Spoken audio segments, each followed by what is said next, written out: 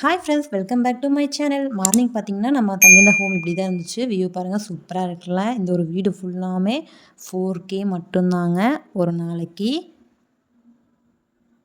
எல்லோரும் உட்காந்து coffee, tea எல்லாம் குடிச்சிட்டு இருந்தோம். நமக்கு தேவையான நம்மளே சமைச்சிக்கலாம், இல்லை வெளியே கூட வாங்கிட்டு வந்து சாப்பிட்டுக்கலாம். என்ன வேலை பண்ணிக்கலாம். இங்கே ஒரு ஊஞ்சல் இருந்துச்சு. நான் பாட்டுக்கு உட்காந்து பாப்பா கூட விளையாண்டுட்டு இருந்தேன். பாப்பா பார்த்தீங்கன்னா ரொம்ப டயர்டாக இருக்காங்க. ஏன்னா மார்னிங் ஒரு 6 o'clock எழுந்திரிச்சிட்டாங்க.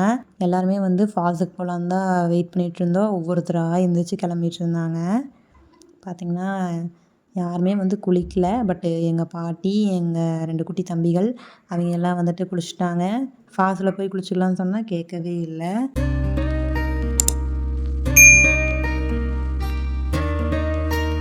இதுதான் கார் ஷெட்டு. நம்ம காரை நிப்பாட்டி இருக்கோம்.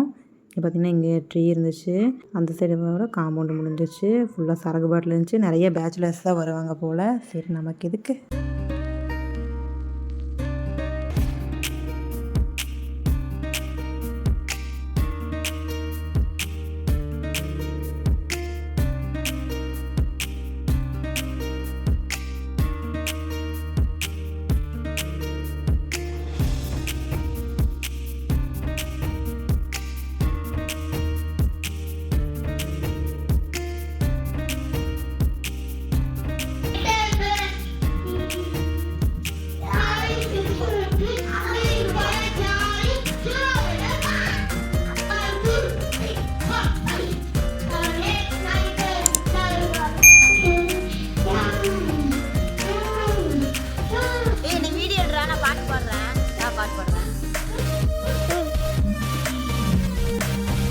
இப்போ நம்ம அங்கங்கே வந்து ஒரு குட்டி குட்டி கிளிப்ஸ்லாம் எடுத்துட்டு நாங்கள் வந்து ஃபால்ஸ்க்கு கிளம்பிட்டோம். சரி பாருங்கள்.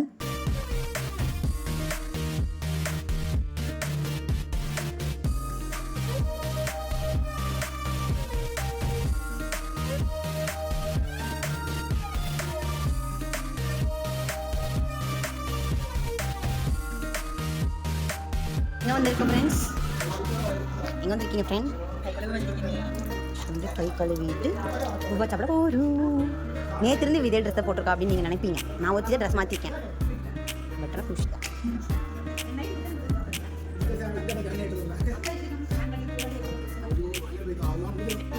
ஐயோ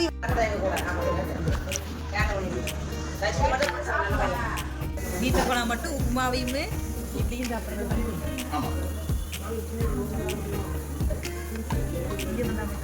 ஆப்பத்துக்கு முட்டை பறவை.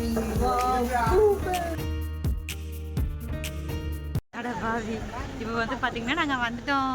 எங்கேன்னு பார்த்தீங்கன்னா அப்படியே பேக்கில் திருப்பி இல்லையா. ஓகே, இருங்க சூப்பர். குட்டி பார்த்தீங்கன்னா சோப் போட்டு குளிக்கிறதுக்கு ரெடி ஆகிட்டாங்க. தள்ளுவா. ஸோ வந்துட்டு இவங்க கிளம்புறக்கே இன்னும் கொஞ்சம் நேரம் ஆகுது ஃப்ரெண்ட்ஸ்.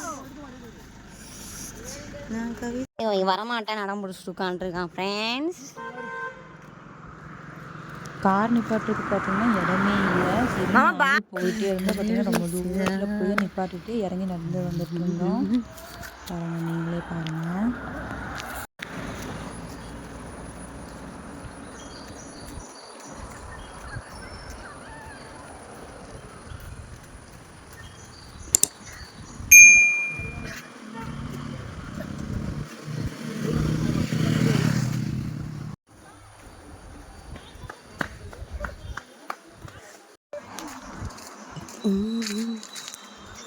எல்லாம் லேட் ஆயிடுச்சு ஃப்ரெண்ட்ஸ். இப்போ நாளை தான் பொம்மை வேணும்னு அழுகுறோம் ஃப்ரெண்ட்ஸ். ஃப்ரெண்ட்ஸுக்கு ஒரு ஹாய் சொல்லு. பொம்மை வாங்கிக்கிறேன். பொம்மைக்காக என்ன வேணால் பண்ணுவான். குதிச்சுன்னா குதிச்சுருவான். இந்த அளவுக்கு 90 ரூபா பொம்மைக்காக என்னெல்லாம் பண்ணுவான். ஏய், என்னை நம்பி எங்கள் வீட்டில் 10 ரூபா தான் கூட தரமாட்டாங்களா? நான் என்ன பேசுனேன். ஒரு வழியாக வந்துட்டோம். எங்கள் அம்மா பார்த்திங்கன்னா செம்மையாக திட்டினாங்க. இதுதான் டிக்கெட் கவுண்டர். டிக்கெட் வாங்கலாம்னு சொல்லிட்டு போய் வெயிட் பண்ணிட்டு இருக்கோம். பார்த்தீங்கன்னா இங்கே லிஸ்ட்டு கொடுத்துருந்தாங்க.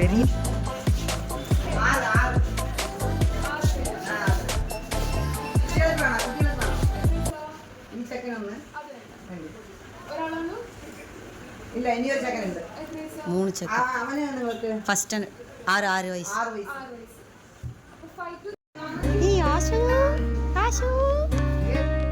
ஒரு வழியாக டிக்கெட் வாங்கிட்டு உள்ளே என்ட்ரி ஆகிட்டோம்.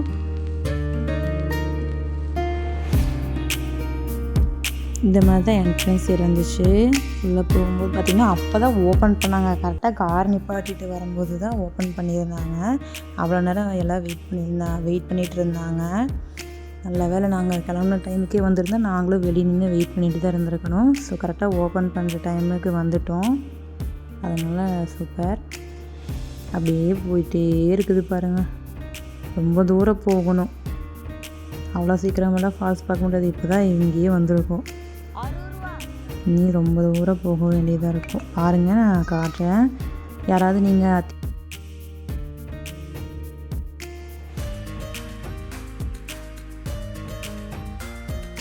திருப்பள்ளி ஃபால்ஸுக்கு போயிருந்தீங்கன்னா எனக்கு உங்களோட எக்ஸ்பீரியன்ஸ் எப்படி இருந்துச்சுன்னு ஷேர் பண்ணுங்கள் கமெண்ட்டில்.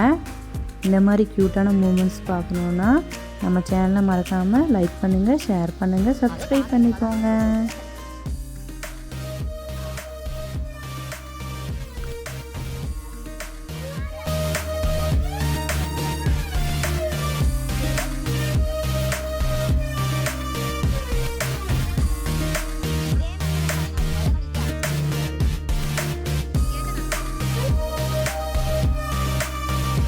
பார்த்திங்கன்னா இங்கே தான் குளிக்கணும். இங்கே இந்த வழியாக போனால் ஃபால்ஸ் பார்க்கல கீழே. சரி நம்ம போய் ஃபால்ஸ் பார்த்துட்டு வந்தோம்னு சொல்லிட்டு ஃபால்ஸ் பார்க்க போனோம். பட் போயிட்டே இருந்தோம். ரொம்ப தூரமாக நடந்துட்டு இருந்தோம். ரொம்ப காலெல்லாம் வலிக்காத தடம்லாம் இல்லை பாருங்கள் போகிறாங்க. அட்லீஸ்ட் ரோடாவது போட முடியாது. அதுவும் சரி பரவாயில்ல அப்படின்னு சொல்லிட்டு அது பாப்பாவை தூக்கிட்டெல்லாம் போகவே முடியல. போக ரொம்பவுமே மோசமாக தான் இருந்துச்சு ரூட்டு.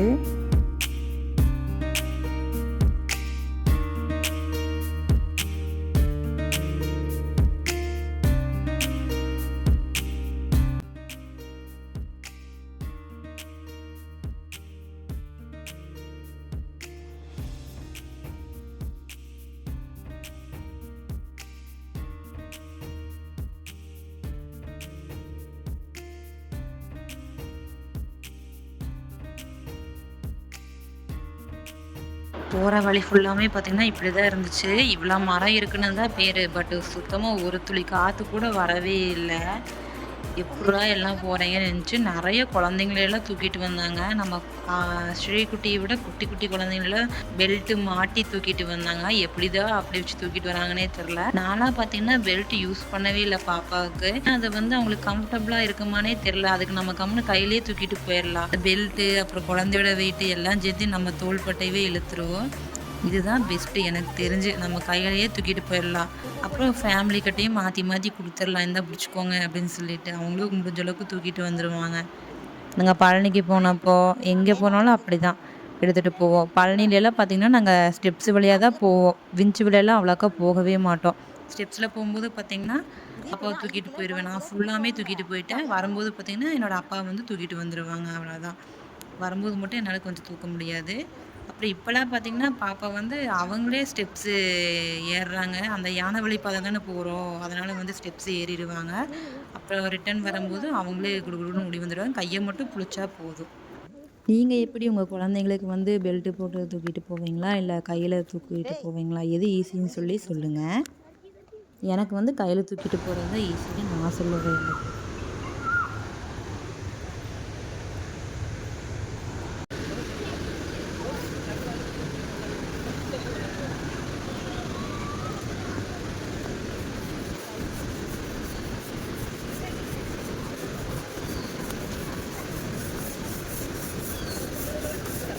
ஒரு வழியாக பார்த்திங்கன்னா ஃபால்ஸ் கிட்டே வந்துட்டோம். ஸோ அதுக்காக தான் ஓடிட்டுருக்கோம்.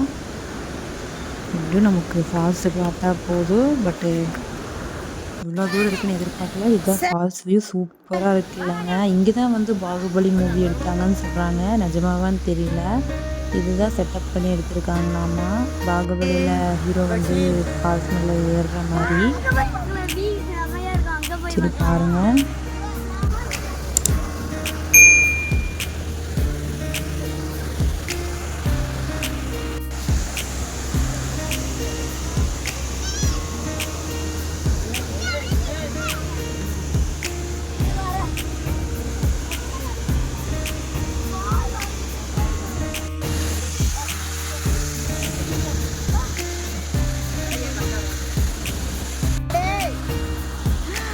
Cutie!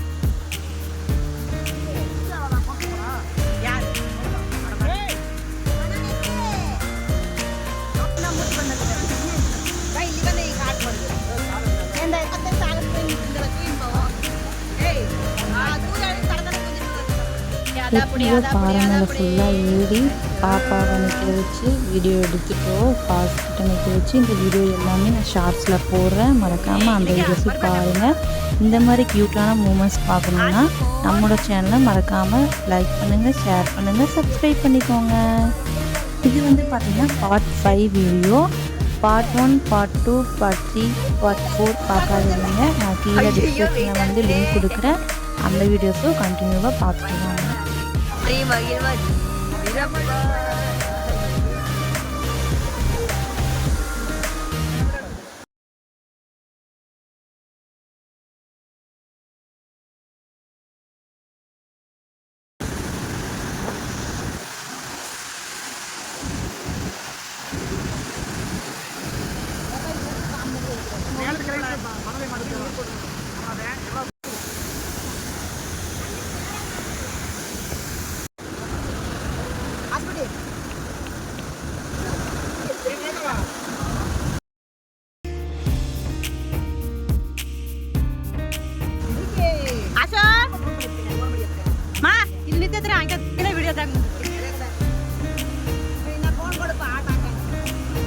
எதுக்குமா ஆட்டாக்கு பக்கம் கேன்சல் பிள்ளாக்கா கடையை அச்சா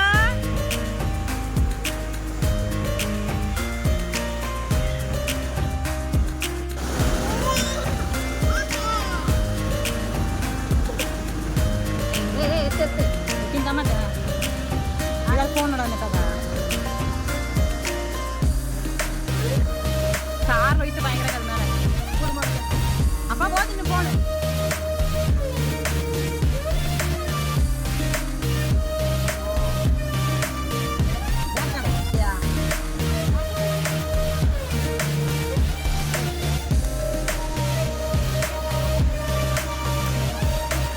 சரி, ஓகே. ஃபால்ஸ்லேருந்து நாங்கள் கிளம்பிட்டோம்.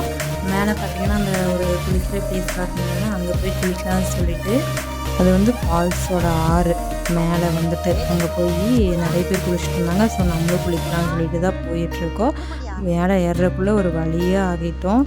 ரொம்பவுமே வேர்த்து கொட்டிருச்சு. காற்று தான் சுத்தமாகவே இல்லை.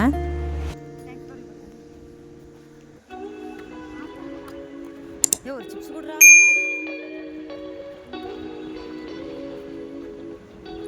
நீ பாருங்க ஃப்ரெண்ட்ஸ். ஒரு சிப்ஸ் கேட்டா அதையோ வைக்க மாட்டேங்க வேண்டியதாக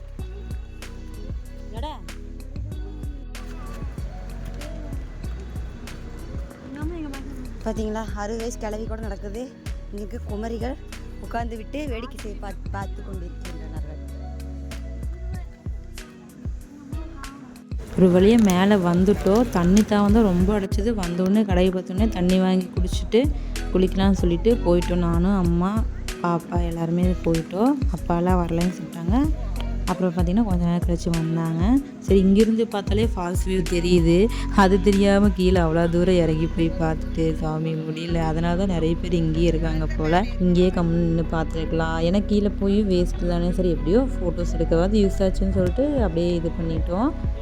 இந்த மாதிரி நீங்கள் யாராச்சும் எக்ஸ்பீரியன்ஸாக இருக்கீங்களான்னு சொல்லி சொல்லுங்கள். செம்மையாக திட்டு மட்டும் வாங்கினோம். ஏன்னா அது ரொம்பவுமே தூரம் கீழே. பாட்டினாலெல்லாம் இறங்கவே முடியல. பாட்டிக்கு முட்டு வலியே வந்துருச்சு. கம்மன் இங்கேருந்தே பக்கத்துலேயே பார்த்துருக்கலாம் அப்படின்னு சொல்லிட்டு இருந்தாங்க.